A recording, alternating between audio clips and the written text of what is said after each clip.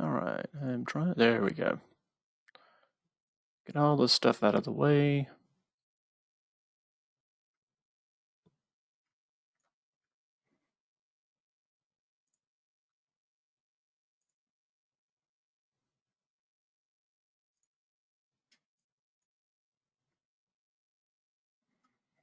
Okay, class, I have finally got this thing figured out. I'm using my GoToMeeting for the second part of our conversation from last night. I didn't have a chance to complete everything. So, under this first section, understanding education and healthcare and utilizing learning strategies, I just want to highlight a few things in chapter 3 that you'll be writing on this week and be utilizing through the rest of the semester. As I mentioned at the end of last night, this is a picture of me in Albania teaching nursing students. This was at the end of a neurophysiology class where I taught them blood gas analysis. And I also mentioned that one of the things that I noticed about these students is their hunger or desire for knowledge. And that's something that you can't replace when you're in a classroom. It's also something you can't replace when you're dealing with patients. Looking them in the eye and knowing what is required is one thing, but seeing their eyes light up is another. And in this 2 hour, I think it was about 2 hour class. There was no air conditioning. It was in late May, and it was extremely hot, and they're sitting shoulder to shoulder. And most of them, if you well, you can't see everybody. A few of them have books, but most of them had no writing materials. There were just a few that did. And despite that, they sat there and listened and watched me draw the pictures up on the board. And at the end of the class, as I mentioned yesterday, they simply were able to answer every single question I asked of them, which would have been the same questions I asked my students. And these students had never had a class on blood gas analysis. It was remarkable. So I would encourage any of you when you move along with your career to engage in cultural exchange like this, because this went on at the college. I was there when I was there from 98 through 2014. This program started back in 2005, and I attended the university over there and taught for, I think, 3 of the 7 years, but I also assisted in the exchange when they would come over here. So I participated in the exchange until I left in 2014. It was an awesome experience. So let's get into learning theories, and I've put this presentation together for you just so you can sort of have an overview. And these are the big threes of the learning theories that you have found in your book. With behaviorism, at least the definition of learning is a permanent change in observable behavior. We're going to talk a little bit more about that.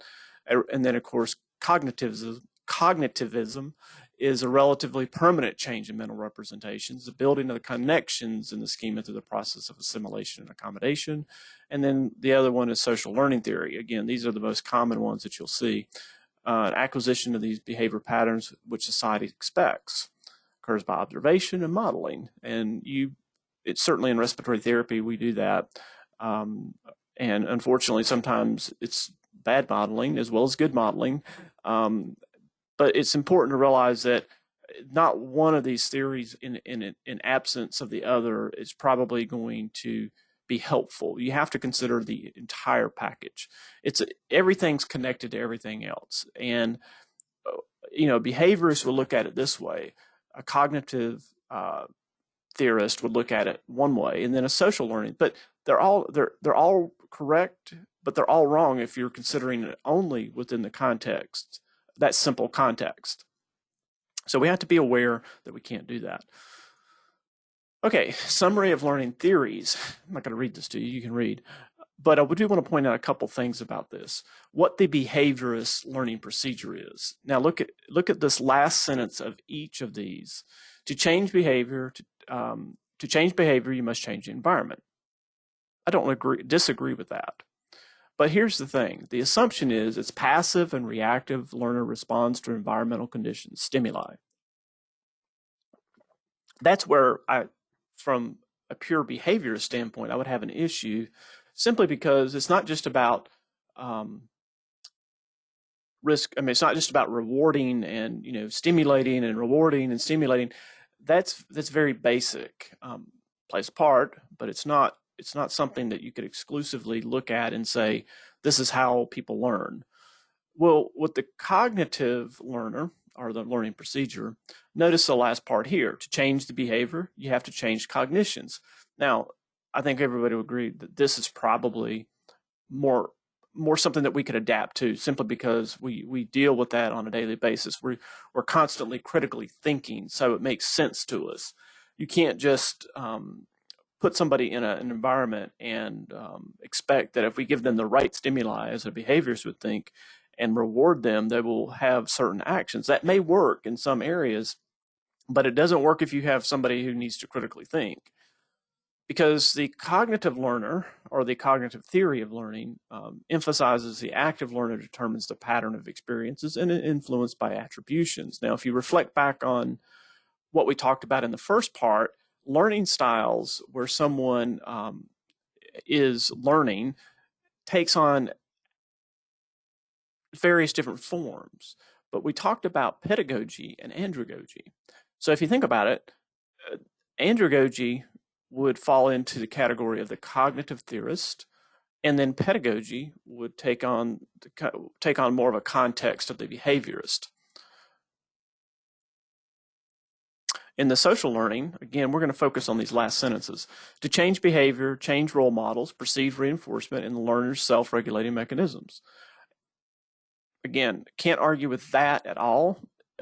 Because again, this person is an active learner who observes, and that's really how children learn, but it's also how professionals learn. You learn from other professionals, and if you have, I've had this happen to me quite often. Someone will call the office and ask me about, should they, they're having trouble at work, and of course they want to file a complaint, and we're talking about it, and it turns out that they're not a good match for that facility, and I encourage them to look, look in other places, because what they were describing to me were people that weren't really good role models for them, and they clashed, and there was a lot of back and forth, and it just wasn't a good learning environment. If you consider work a learning environment, I do, because I learn every day.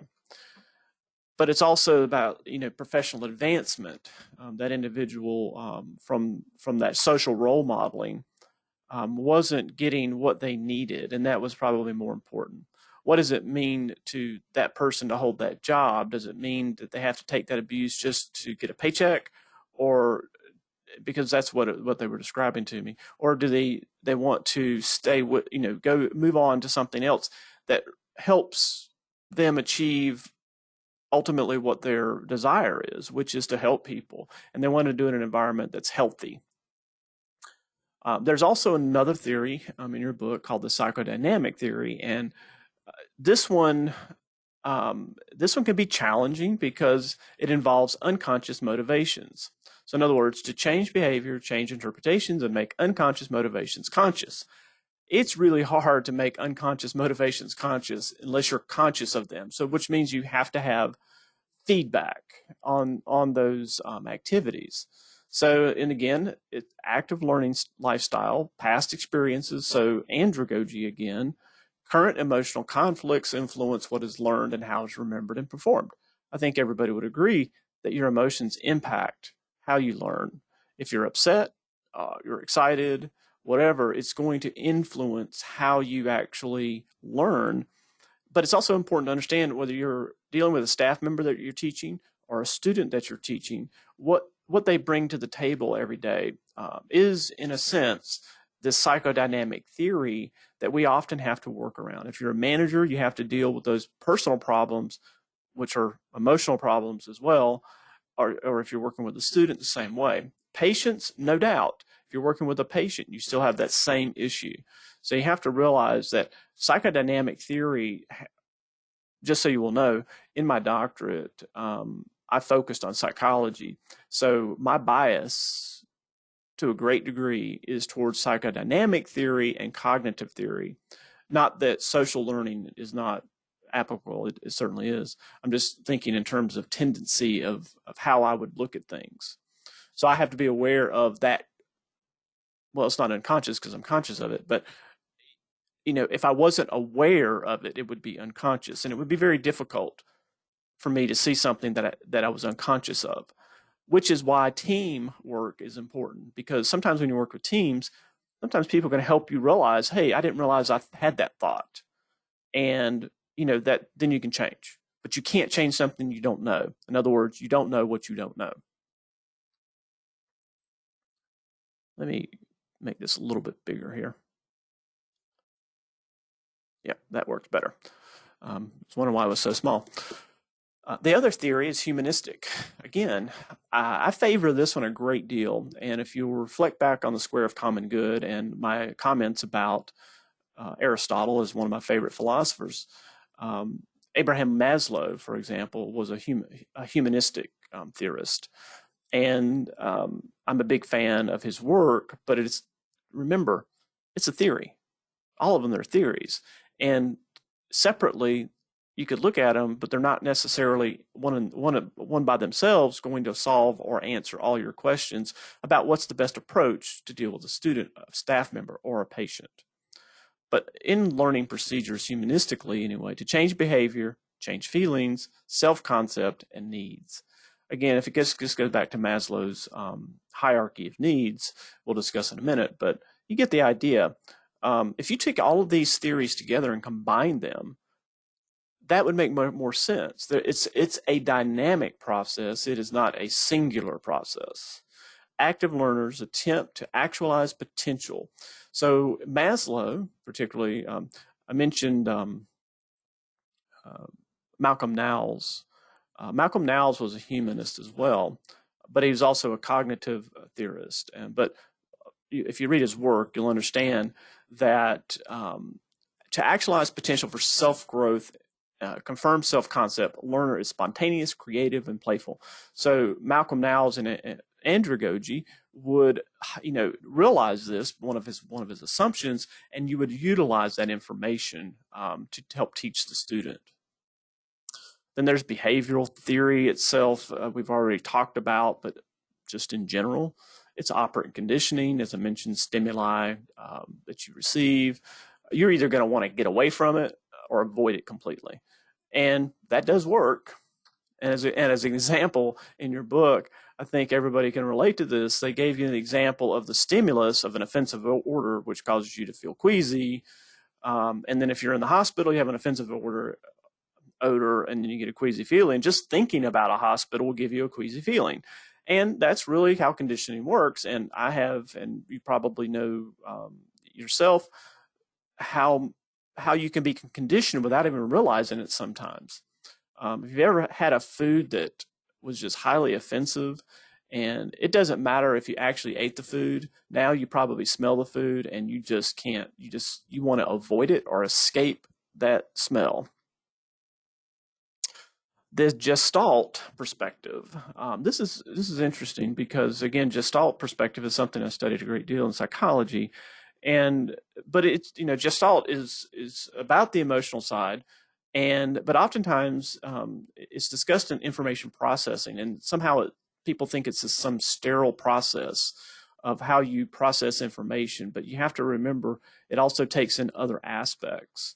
So the main tenet of Gestalt is that it's the whole is greater than the sum of its parts, and learning is more than just invoking the mechanical responses from learners. So it's not a behaviorist technically, but it's partially, but it's also looking at the learner and considering all of those things. So from a Gestalt theorist perspective, we might say, you know what? The person, we have to look at those cognitive behaviors. We have to look at the social learning, all these factors of the psychodynamic in particular, because it's the sum of the parts. And this might remind you of one particular law that we have in respiratory therapy. And, the sum of its parts equals the whole. And in gas therapy, we talk about that a great deal. But, as a basic stage processing, it's very clear on how, you've experienced this. You have whatever stimuli there is, your brain starts to encode it, puts it into short-term memory, and then eventually gets it into long-term memory. Now, the short-term memory, if you're talking to a student, in a classroom, that information, we kind of kid around and say it goes through one ear out the other. It actually does, because they have that short-term memory. They have to figure out a way to get it into long-term memory, and that's where repetition would come in. Of when you learn something new today, before you leave, let's say you were at work and it's lunchtime and you have a conference, you're talking about a new procedure or whatever it is, and you've got about 4 hours left in your shift. By the time you leave your shift, about 80% of that information is gone. And then by the next day, even more. So your ability to hold on to information, unless you reinforce that information somehow, is not going to stick into long-term memory. I think we all know that, and that's why just memorizing things doesn't necessarily work, and that's why just training students to have recall, as in Bloom's taxonomy, is not good, because it doesn't really put it into long-term memory. You have to get them up to the stage of analyzing that information and implementing that information so they can actually see that information in action, and that will anchor them into more long-term memory, and they will be able to utilize that and draw upon that. So in cognitive therapy, we also look at the cognitive emotional perspective. So if you think about the psychodynamic and the social learning, again, this is sort of a crossover. And part of this is because the cognitive theory has evolved over time to include additional things such as emotional intelligence, how the emotion of the brain processes things, a person's empathy and moral emotions, and self-regulation. And here's sort of how it would all come together. You'll notice a new term called constructivism, and I don't know that it's actually in your textbook, but it's really part of cognitive therapy, sort of, and you'll see it later on. But so behaviorists, you see where the crossover is. Learning stages through social interaction, student in charge of the learning, and that's where we want to be, right? But we have all these other influencing factors. Constructivist, stages of development, learning by doing, teacher as a guide, student-centered. That's very much like pedagogy that I mentioned. So again, we have to take all of this in context. We can take off the labels and just look at, these are all the things we need to consider. Now, Piaget was a cognitive development theorist looking at development, and this is also in your textbook, but it talks about development through the years. And one of the things if you take a psychology course and have to do this, we had to develop cases around how somebody's personality would develop over time. And it's important, if you're working with patients, particularly if they're less than 12 years old, to understand what they can and can't do, right? And I think that's where Piaget's model is most helpful, particularly for those of you who work with pediatrics. So, and there's a lot more to this, but we're not going to focus a great deal on this, but I just want you to understand, if you are working with children, you probably do need to focus in on Piaget's cognitive development theory, simply because it really does help you understand how you should develop maybe what you're teaching them. And again, social learning theory, you'll learn that Bandura was the big proponent of this. Again, the role modeling, the vicarious reinforcement. So in the social learning theory, pretty much very similar to other forms of processing. There's a process, right? Attentional phase, you observe. The retention, process and representation. Reproduction, memory guides performance of models action. So if you think about what we do in a lab with a student, we have them observe what we do, and then we have them process that information, then we have them do it. And then when to get to the motivational phase, we have to either reinforce it or punish them, right? Now, I'm not an advocate of punishment, but that's how in a social learning theory it actually happens. If you think about what form of punishment we're talking about a bad grade or criticism. And you can have reinforcement and you can criticize without punishing, because punishing, I think, has a very negative impact on learning. So it activates that emotional influence, and depending on the student's internal locus of control, Well, let me just say that they probably don't have a very strong internal locus of control. They probably have a very strong external locus of control, which basically means that they're controlled by factors outside of them, of their internal self. So if you're negative around them, it will impact them to a greater extent. If somebody has a very strong internal locus of control, they're very confident, and that person won't be influenced as much by what a perceived negativity might be or perceived punishment. They might just simply learn from it and internalize it and say, well, I just have to correct that. But other people would have this avoidance mentality and they wouldn't want to be around you. So you have to remember that in the social learning theory, there has to be some form of reinforcement. And you have to choose that reinforcement wisely. You don't want it to be negative. You want it to be positive, but you want it to be honest. Because ultimately you want to improve their performance, whether it's a staff member or whether it's a student or whether it's a patient. Now, in the psychodynamic theory, as I mentioned, is really not a theory of learning as much as how, but I think it's part of the whole mix. In other words, psychodynamic theory actually does play a part, whether we're talking about a behavior, social learning theory, or we're talking about the cognitive learning theory. It certainly plays a big part in how, and I think probably it's going to be helpful to understand this simply because how do people react or respond? React is a very negative thing, but if you respond to something, it's usually positive. So are you going to evoke reactions? And in psychodynamic theory, this is sort of where we're talking about. For example, are they repressing? Are they in denial? Are they having a reaction formation? Expressing outwardly the exact opposite of what one is feeling inwardly. And that sometimes happens with students a great deal. All of this does really. Displacement, expressing a negative emotion, often anger, in a setting that's less risky. So you might have a student who has an emotional outburst because they feel it can. If you had them in a crowd of 100, and that's in a lab, oftentimes you'll see that. But if they were in a class of 100 people, they probably wouldn't do that. They would probably repress their anger. They might leave the class and then explode. Who knows?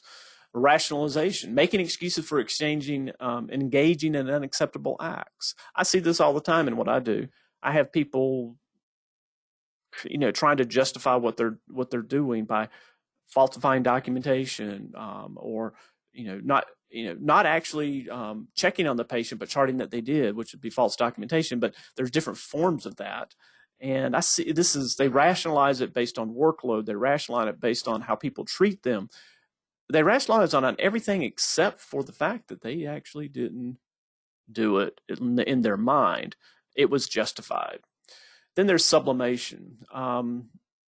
So expressing unacceptable impulses in a way that actually brings rewards rather than punishment. So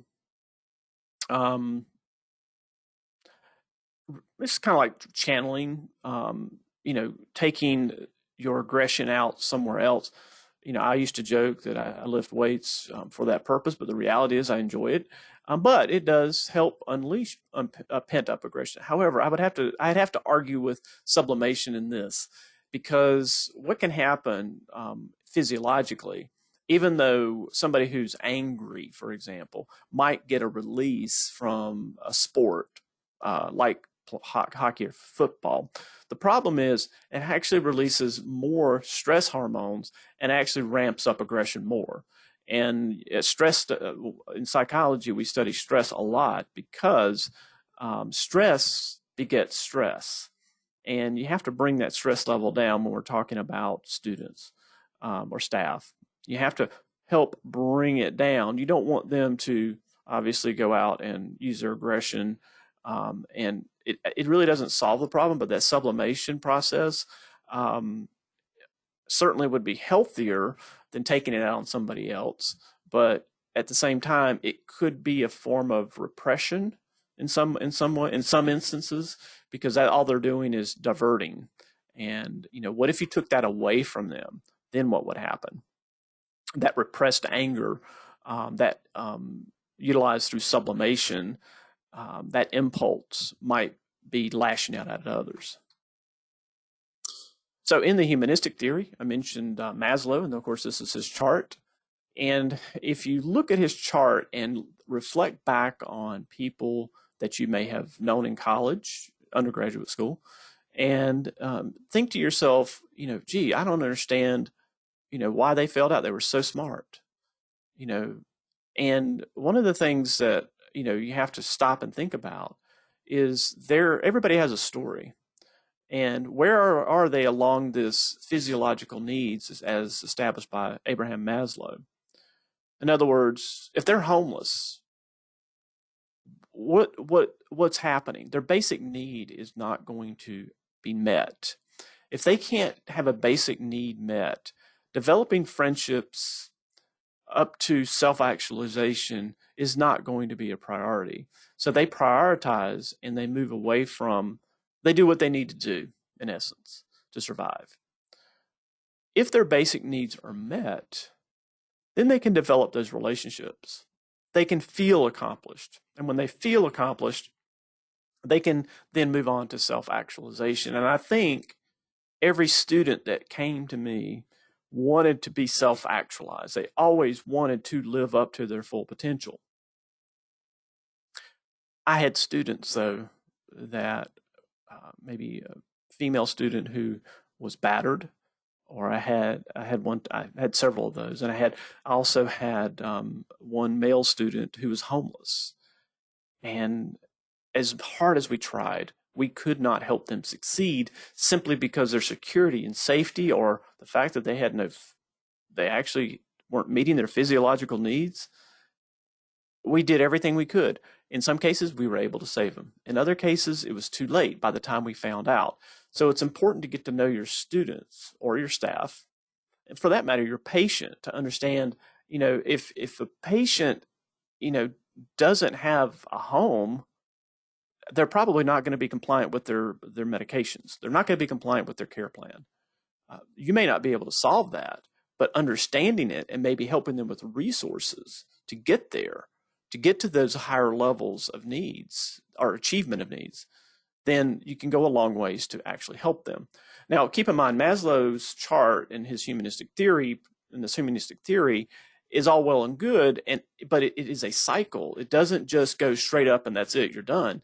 No, because if you think about it, people during this COVID crisis and everything going on in the country have lost everything. So their security and safety is at risk. And that's why you see people lashing out, because in some cases, they've lost their homes, they've lost their businesses, all to no fault of their own. And their ability to meet those psychological needs are damaged. We will see likely a rise in divorces. We will likely see a rise in people battering their spouses or their other loved ones, all because they're struggling to survive. And we have to stop and think that applies to everybody we deal with on a daily basis. Then there's the neuropsychology. I love the neuropsychology part because that's sort of where I live. Emotions interact with cognition in learning situations. So this ties together the cognitive as well as social and psychodynamic. So this particular generalization in neuropsychology and learning sort of brings together all of the things that we were talking about, whether we're talking about just Gestalt principles, constructivism, Piaget, which we haven't mentioned Freud, but the conscious and unconscious, that's what that was about. So it brings all of that sort of together, because we are not one single part. We are some of the parts. And we have to realize these theories, do not take them individually. You could compare and contrast them all day long, but everything is connected to everything else. And that's how we have to use these theories. Some generalization. Brain processing is different from each type of learning. Identifying processes for each individual is unique. So what I just mentioned about everything is connected to everything is because learning is active and it's multifaceted. That multifaceted means we have to consider all those theories and utilize them not as a way to manipulate, but as a way to understand and adjust and adapt. Meaningful practice strengthens learning connections, which may fade from lack of use. When we were talking about processing a few minutes ago, think about this. We said we have to have those reinforcements, right? And if you don't use it, you lose it. That old adage is true. It fades, but you have muscle memory. So if you forget how to do something, if you haven't done a blood gas in a while or intubation, yeah, it might take you a little while to kind of get back in the swing of things, but you have that muscle memory, you have the knowledge, you can get back into it. But had you never had that practice ever strengthened at any time, you never had it, and therefore you never developed it. So when we talk about patience, one-shot patient efforts are not likely to be effective in changing behavior from the neuropsychology perspective. And we also have to remember that stress interferes or can stimulate learning. So there's a little bit of eustress, which is stimulate learning, or distress, which would interfere with learning. But let me give you an example of one-shot education efforts. Joint Commission requires that we give people an education on how to use their inhalers and spacers or whatever. And, we walk in the door, we introduce ourselves, and we talk about it, and we show it to them, and then we leave. There's no reinforcement. You might check to see, can they understand it at that moment, but remember, they have a short-term memory, and they might remember it for as long as you're in the room, but they may not remember it beyond that. And I've seen some crazy things done. I remember when we first had the dry powder inhalers, I actually had one patient take it and dump the powder out in their hands and actually lick it. And I said, because I asked them, the first thing I asked them to do when I went in to evaluate them was just show me how you use it. And I had to restrain myself from laughing, but I asked the patient, I said, well, where did you learn that? And he said, well, I didn't. I just figured that's the way you had to take it because it was a powder and, just like a BC powder. He thought he needed to take it orally because that's what they told him. They told him to take the dry powder inhaler orally. Well, he didn't understand that. And so when I showed him how to use it, it made all the difference in the world, believe me. So in neuropsychology, this is sort of the summary. I like this summary. Learning is a complex process that involves preferred and interacting sensory modes. It's colored by past and present social context and is regulated largely by learning on the basis of each person's development, experience, and sense of self. This is exactly the way to look at it. Everything is connected to everything else. Of course, then there was in your textbook about motor learning. You're familiar with motor learning. I'll just highlight this one thing. When you're teaching someone, particularly students and patients, remember that high demand in cognitive load can actually inhibit the ability to learn cognitively. At the associative learning stage, so in other words, you don't want to give them too much at one time. You want to sort of feed it to them and then allow them to adjust because you want to get them to the point where they're autonomous. In other words, you want them to be able to set up that ventilator without having to think step by step. If you've ever had a student or a staff member that will verbalize every single step as they go through it, it's because they really don't know it. And so they're trying to remember it and they're trying to sort of recall it. When my students would do this in lab, I would tell them, don't tell me, show me. And they would tell me, and this was very revealing, they would tell me, well, I remember it better when I can verbalize it. I said, try it without verbalizing and see if you can still do it. And oftentimes they would. Some of it was just, they just weren't confident enough. So we have to be aware of how, one, the stages of that learning process. You want to go from cognitive ultimately for them to be autonomous, where they're not having to really think about it. They still have to think, but you know what I mean? When it comes to a procedure, they should be able to fluidly do it. But we also have to realize in the early stage, we can't just put a high demand on them and expect them to do it, because that high demand will actually inhibit their ability to learn. Remember, a high demand and cognitive load will stress somebody out, and stress is a reflection of their emotion. Emotion will then inhibit their ability to process and learn. And then you have the stages of the motor learning. Again, you can go from novice to expert. And I want to highlight this one aspect of performance. To become an expert at any field, professional field, and be at the top of your game, it takes about 10,000 hours or 5 years of full-time work. Well, true and not true. You can learn something and get to a very high level, a proficient level, a competent level for certain. That's where we want students to get to before they graduate. We want them to be proficient at doing procedures by the time they're actually registered, right, and working full time. But the expert is the person that you want to see leading the department. You want somebody who has really those abilities so internalized that they can self-manage, but also teach others by being a good role model. It's almost like, and you've seen this person, they're just amazing. They're amazing therapists, and they just try. They don't have to try; they just do, and it's beautiful. The problem is if you're only at the competency level, you have only you only have begun independent practice. So we have to be careful with our new staff members. We have to be careful with students. Well, students are more like beginners, and staff members have reached the competency level, but they're sort of in between in some cases, depending on the procedure. We have to realize they're not going to be proficient in many of these things when they first start. Development is required. So you have to realize the educational process will probably only get them to competency. The proficiency will come after they graduate and after they have independent practice for a while under supervision. So be very cautious and conscious of that, because we can't judge a new graduate like we have with someone who has 20 years experience.